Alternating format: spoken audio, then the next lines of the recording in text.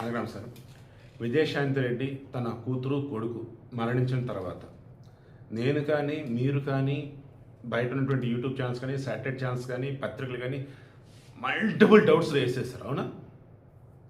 ఈరోజు పోలీసులు క్లారిటీ ఇచ్చారు. ఇక రూమర్లు ఆపండి. ఆమె మరణానికి కారణం డిప్రెషన్. వాళ్ళ విజయశాంతి రెడ్డి వాళ్ళ భర్త ఏం చెప్పాడు? మాకు ఎవరి మీద ఎటువంటి అనుమానం లేదు, మాకు ఎటువంటి సమస్యలు లేవు. తాను ఇంకా అలా చనిపోయింది అంటే నాకే అర్థం కావట్లేదు. నెక్స్ట్ వాళ్ళ అమ్మ వాళ్ళ అన్న ఎవరి మీద అనుమానం వ్యక్తం చేశారా? పోలీసులు వాళ్ళ సెల్ ఫోన్లు ల్యాప్టాప్లు మొత్తం చెక్ చేశాక ఏమైనా అనుమానం వ్యక్తం చేశారా? ఇప్పుడు నిన్నటి వరకు అందరం డిస్కస్ చేసాం రకరకాలు. కొన్ని యూట్యూబ్ ఛానల్స్ అయితే ఘోరాతిఘోరమైన థంబ్నెయిల్స్ పెట్టారు, దారుణాధరమైనటువంటి టైటిల్స్ పెట్టి పడేశారు. నిన్నటి వరకు ఓకే.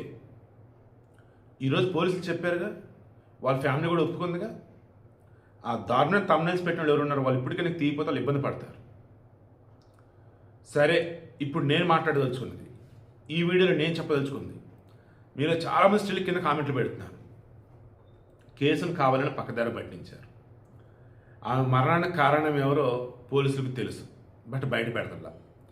ఆమె మరణానికి కారణం ఎవరో ఆమె అన్నకు తెలుసు, వాళ్ళ అమ్మకు తెలుసు, ఆమె భర్తకు తెలియచ్చు, తెలియపోవచ్చు, బట్ బయట పెడతల్లా. ఎవరు బయట పెట్టాలి? పోలీసులా? మీరా? నేనా? విజయశాంతి రెడ్డి ఫ్యామిలీకి సంబంధించి ఫస్ట్ రెస్పాన్సిబిలిటీ వాళ్ళ హస్బెండ్ది. ఆయన అన్నాడు కదా, ఎవరి మీద నాకు డౌట్ లేదు అంటున్నాడు. ఫైనాన్షియల్ పరంగా ఎటువంటి ఇబ్బందులు లేవన్నాడు. ఈవెన్ ఉన్నాయో పోలీసులు మొత్తం చెక్ చేస్తారు, ఏం లేవు కదా. దెన్ వాళ్ళ అన్న అమ్మ పుట్టింటోళ్ళు వాళ్ళతో అనుమానాలు లేవంటున్నారు కదా. పోలీసులు మొత్తం క్రాస్ చెక్ చేశారు, అక్కడ కూడా వాళ్ళు డౌట్గా అనిపించలే. కొలీగ్సా తెలుసు వాళ్ళ వీళ్ళు అన్నప్పుడు అక్కడ కూడా మొబైల్లో కానీ ల్యాప్టాప్లో ఏమీ లేవు, అండ్ రెండో మొబైల్ కూడా ఆమె దగ్గర లేదు. ఇక ఇప్పుడు చెప్పండి, ఇంకా నేను కానీ మీలో కొంతమంది పెట్టిన కామెంట్ను తీసుకొని ఇక నాకు నచ్చినట్టుగానో మీరు చెప్పింది నమ్మేసి నేను కనుక వీడియో చేసుకుంటూ పోతే నా మీద వాళ్ళ హస్బెండ్ కేసు పెట్టడా? నా మీద వాళ్ళ అన్న కేసు పెట్టడా? పోలీసు సుమోటోగా కేసు తీసుకోరా? మళ్ళీ ఒక కేసు ఇదిగో ఇది క్లారిటీ అని పోలీసు చెప్పినంత వరకు నువ్వు ఎన్నైనా ఇవ్వు, బట్ పద్ధతిగా ఇవ్వాలి. పోలీసు కూడా ఏమనరు, వాళ్ళ ఫ్యామిలీ కూడా ఏమనరు. ఎందుకు? ఇంక నిజాలు తెలియాలి కాబట్టి ఎఫర్ట్స్ పెట్టారు. నిజం తెలిసింది కదా, ఇదే కదా అని అంటున్నారు కదా, ఇంక నువ్వు చేయగలిగింది ఏంటిది? బట్ ఇప్పుడు మీలో చాలామంది కామెంట్స్ చూసాక హైదరాబాద్ సిపి సజ్జనార్ దృష్టికి నేను ఒక రెస్పాన్సిబుల్ జర్నలిస్ట్గా పిల్లల్ని ఈ భూమి మీద ఉన్న పిల్లలందరూ కూడా కాపాడుకోవాలి అనేటువంటి ఇంట్రెస్ట్ నుండి పెళ్ళిగని ఓ వ్యక్తిగా నా మేనకోడళ్ళ విషయంలో రెస్పాన్సిబుల్ అయినటువంటి ఒక మామయ్యగా మిగతా వారిని చూసినప్పుడు పిల్లలు అన్నప్పుడు అరే వీళ్ళు గొప్పగా బతకాలని కోరుకున్న ఒక మనిషిగా ఈ అంశాలు నేను సజ్జనార్ దృష్టికి తీసుకెళ్తున్నాను. మీలో చాలామంది పెట్టిన కామెంట్స్ నాకున్న డౌట్స్. ఫస్ట్ పాయింట్, 27 ఔటింగ్ అని పాపను తీసుకొచ్చిన పర్సన్ 28 జేఈ మెయిన్స్ ఎగ్జామ్ రాపించి 29వ తారీఖున పటాన్ చెరువు దగ్గర హాస్టల్ దగ్గర పాపని డ్రాప్ చేసింది విజయశాంతి రెడ్డి. నెంబర్ 1. నెంబర్ 2, 30వ తారీఖున బయటకు వెళ్తూ ఆఫీస్ పని మీద వెళ్తున్నాను చెప్పేసి వాళ్ళ అమ్మకి చెప్పాను. ఆ తర్వాత కొడుకు దగ్గరికి వెళ్ళాను. పిక్ చేసుకునేటప్పుడు మా బంధువులు చనిపోయారు అందుకు తీసుకెళ్తున్నాను. ఆ తర్వాత పాప దగ్గరికి వెళ్ళింది, అక్కడ కూడా బంధువులు చనిపోయారు అక్కడికి వెళ్ళాలని చెప్పేసాం. ఆ తర్వాత ఎటు వెళ్ళారో ఏంటో మనకు తెలియదు, అది మొత్తం ఇప్పుడు జల్లెడ పడుతున్నారు. ఇంకా మేబీ ఇంకా వదిలేస్తారో మనకు తెలియదు. బట్ సజ్జనార్ దృష్టి నేను తీసుకెళ్తున్నాను. సార్ సజ్జనార్ గారు, నేను నిజంగా మిమ్మల్ని నమ్ముతున్నాను, మీ దృష్టి ఖచ్చితంగా వస్తుందని అనుకుంటున్నాను. మానవత దృక్పథం ఆలోచనలో ఖచ్చితంగా మీరు ముందుంటారు, అందుకే మీ దృష్టికి తీసుకొస్తున్నాను. వాళ్ళ అమ్మకి ఏ టైంలో ఫోన్ చేసినప్పుడు పిల్లలని ఫంక్షన్ తీసుకెళ్తున్నా చెప్పింది. ఏ ఫంక్షన్? ఎక్కడ ఫంక్షన్? వాళ్ళ అమ్మకి తెలియకుండా ఉన్నారా? ఇక్కడ వాళ్ళిద్దరి మధ్య జరిగిన డిస్కషన్ ఏంటి?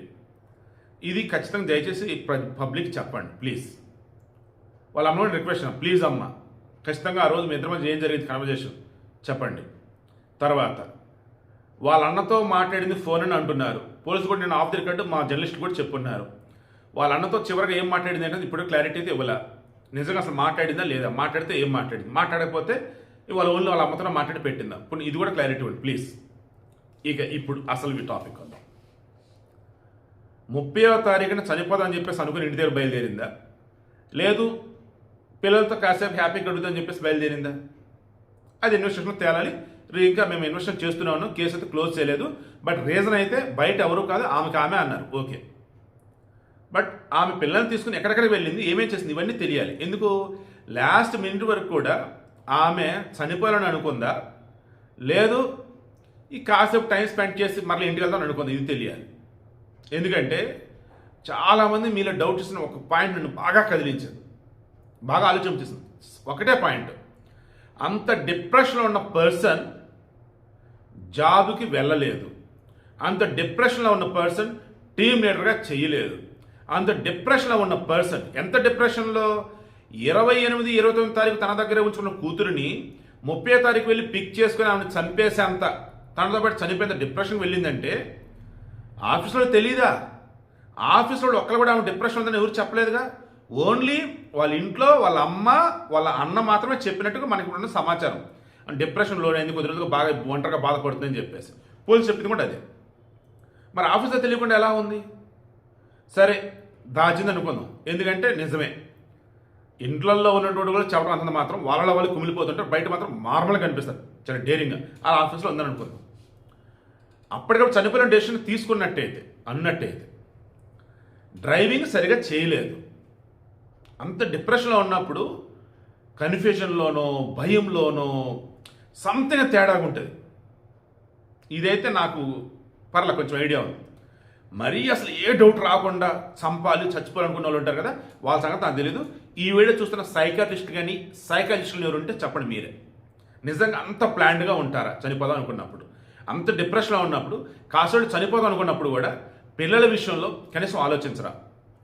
పిల్లలు ఇంకా మీలో ఒక పాయింట్ ఇంకోటి అన్నారు, ఏమంటే ఫస్ట్ అంత డ్రైవింగ్ చేయలేదు, డ్రైవింగ్ చేసినా కాసేపు చనిపోతాం అనుకున్నప్పుడు ప్లాట్ఫామ్ మీద అంత నింపాదిగా తిరగదు, పిల్లలు అటుపక్క ఇటుపక్క పట్టుకుని బాటిల్ పట్టుకొని అంత కూల్గా అసలు ఉండదు. సరే అలా ఉంది అనుకుందాం. పిల్లలు బాగా చదువుకున్న వాళ్ళు, బాగా చదువుకున్న but well educated and class toppers అంట వాళ్ళు, 16 సంవత్సరాలు 15 సంవత్సరాల వాళ్ళు. అటువంటి అప్పుడు వాళ్ళ అమ్మ చనిపోదాం అన్నప్పుడు పిల్లలు ఆబ్వియస్లీ చావుంటే భయపడతారు కదా. వాళ్ళ నాన్న చెప్పినట్టు వాళ్ళ అమ్మ ఏ చెప్తే చేస్తారో అనుకుందాం. ఎంత అనుకున్నా కానీ అమ్మ వద్దమ్మా, చనిపోవద్దమ్మా, బతుకుదామమ్మా, నీకేం కాదమ్మా, నీకేం కావాలో చెప్పమ్మా, ఇలానే కదా అంటారు. వాళ్ళమ్మ ఎంత హిప్నటైజ్ చేసిన వాళ్ళు హిప్నటైజ్ గురికారు కదా. ఇందానే అన్న పోలీసు చెప్పిన దానికి సంబంధించి మొత్తం ఆవేలని వెళ్ళి దాన్ని చాలా బయటపడేటట్టు చెప్పుకుంటూ వచ్చాం. బట్ దానికి ఏదో రియాక్షన్ చూసినా అసలు ఎవరు యాక్సెప్ట్ చేయట్లేదు అది. ఇక అప్పుడు నాకు అనిపించింది, ఒక్కసారి ఆ జర్నలిస్ట్ బౌండరీస్ దాటి వద్దాం, పబ్లిక్లోకి వెళ్ళి ఒకలాగా ఆలోచిద్దాం, అప్పుడు మాట్లాడదాం. ఒక జర్నలిస్ట్గా కాదు, ఒక కామన్ మ్యాన్గా పబ్లిక్ నుంచి సేకరించిన అంశాన్ని సజ్జన గారికి చేరవేద్దాం, సిపి గారికి అని చెప్పేసి వీడియో చేస్తున్నా. సో ఇలా చెప్తున్నప్పుడు అక్కడ పిల్లలకి ఆమె ఎంత చెప్పినా చనిపోవడానికి వాళ్ళు యాక్సెప్ట్ చేయరు. వాళ్ళ అమ్మని కాపాడాలని అనుకుంటారు. సరే వాళ్ళ అమ్మ చనిపోవాలని అనుకుంది, నేను చనిపోతే పిల్లలు ఏమైపోతారో, పిల్లలు కూడా చనిపోతాను అనుకుంది, ముగ్గురుగా చనిపోతాను అనుకుంది. బట్ పిల్లలు ఏమనుకుంటారు, జేఈ మెయిన్స్ రాసి, జేఈ అడ్వాన్స్లు కొట్టి, ఐఐటీలో ర్యాంక్ కొట్టి, టాప్ మోస్ట్ ఇంజనీర్ లెవెల్ని కలగన్నారు కదా. నాన్న దుబాయ్లో ఉంది అందుకే కదా, అమ్మ ఈరోజు ఇంత కష్టపడుతుంది ఇందుకే కదా, మనం ఇంత చదువుకుంటుంది ఇందుకే కదా. సో అమ్మ మేము ఐఐటీలో ర్యాంక్ కొడతాం, సీట్ కొడతాం, జాబ్ చేస్తాం, నీకేంటి అమ్మ అని చెప్పలేరా? అమ్మ జాబ్ అనేసి ఉండమ్మా, నాన్న పంపిస్తున్నాడు డబ్బులు చెప్పలేరా? 5 సంవత్సరాలు పసిబిడ్డ కూడా వాళ్ళ అమ్మకి ఇబ్బంది ఉంటే వాళ్ళ అమ్మని కాపాడుకొని చూసిద్దండి. నానంటే ఓకే వదిలేద్దాం, పక్కన పెట్టండి. ఒక కన్న తల్లిని కాపాడుకోవడానికి ఆడపిల్ల మగపిల్ల ఎవరైతే ట్రై చేస్తారు పసిబిడ్డగా ఉన్నప్పుడు కూడా. నేను ఓపెన్ అవుతున్నాను, అబ్బా నా బంగారు తల్లి భవ్య చిన్నపిల్ల, అప్పుడు తన ఏజ్ అరౌండ్ 4.5 years అంతే, ఆర్ హార్డ్లీ 5 years లేదా 6 years అంతే. మా బావగారు, చిన్న బావగారు చనిపోయినారు, కొన్ని సైకలాజికల్ ఇష్యూస్ చనిపోయారు. దానికి మా చెల్లికి మా చిన్న బావగారు అంటే చాలా ఇష్టం, ఇంకా తాను కూడా చనిపోవాలని అనుకుంది. ఆ మూమెంట్లో డోంట్ నో వాళ్ళు నమ్మే ఆ దేవుడే మా భవ్యలో పులినట్టున్నాడు. వాళ్ళ అమ్మను అనుక్షణ కనిపెట్టుకొని ఉంది. తర్వాత చెప్తుంది, వాళ్ళు విజయవాడ అన్న కనకరం గుడిలో నిద్రలు చేసి అమ్మవారి పూజలు సంథింగ్ ఏవో చేయాలి, అక్కడ స్నానాలకు వెళ్ళినప్పుడు నదిలో ముందు పైకి తేలట్లేదంట, అంటే చనిపోతాను అనుకుందాడు పిచ్చిది. అప్పుడు మా భవ్యనే కాపాడుకుంది. తర్వాత చెప్పింది, నా చిన్నప్పుడు నేను అబ్జర్వ్ చేసేవాడిని, మా చెల్లి ఒక రకమైన ట్రాన్స్లో ఉండి ఏదేదో చేస్తూ ఉంటే మా భయమైన వాళ్ళ అమ్మని కాపాడుకుంది. నేను చూశాను దగ్గర ఉండి. మరి అంత పసిపిల్ల వాళ్ళ అమ్మని కాపాడుకున్నప్పుడు మరి వీళ్ళు 16-17 సంవత్సరాలు పెద్ద వయసున్న పిల్లలు వాళ్ళ అమ్మని కాపాడుకోరా? వాళ్ళ అమ్మకి చెప్పుకోరా? నేను ఎందుకు ఇది చెప్తానంటే పబ్లిక్ అసలు ఎవరు యాక్సెప్ట్ చేయట్లా.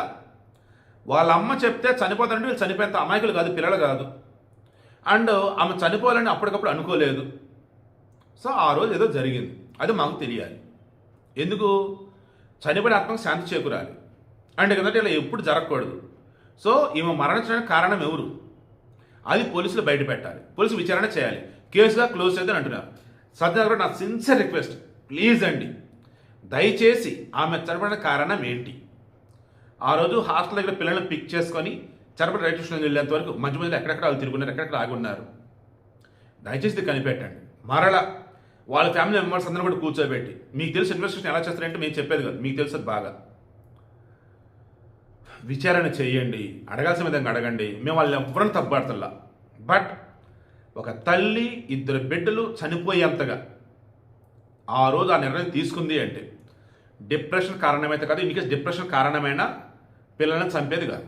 ఎంత డిప్రెషన్ కారణమైనా ఆ రోజు పిల్లలు చనిపోదామని వాళ్ళ అమ్మ అన్నప్పుడు వద్దమ్మ అంటే పిల్లల కోసం చావు నుంచి బయటపడేది. సో నేను కూడా డైజెస్ట్ చేసుకోలేకపోతున్నా. ఏదో జర్నలిస్ట్గా మీరు చెప్పింది పబ్లిక్ చెప్పాలి కాబట్టి ఉదయం చెప్పా. అండ్ డిప్రెషన్ నుంచి ఎలా బయటపడాలి ఏంటన్నప్పుడు సలహా సూచనలు ఇచ్చా. బట్ పబ్లిక్ అసలు ఒప్పుకోవట్లా. వాళ్ళకి నిజం కావాలి, ఆ నిజం తెలిసేలా చేయండి. ఇవి నాకు చాలా డౌట్స్ ఉన్నాయి. ఆల్రెడీ ఎక్స్ప్రెస్ మొత్తం ఎక్స్ప్రెస్ చేశారు.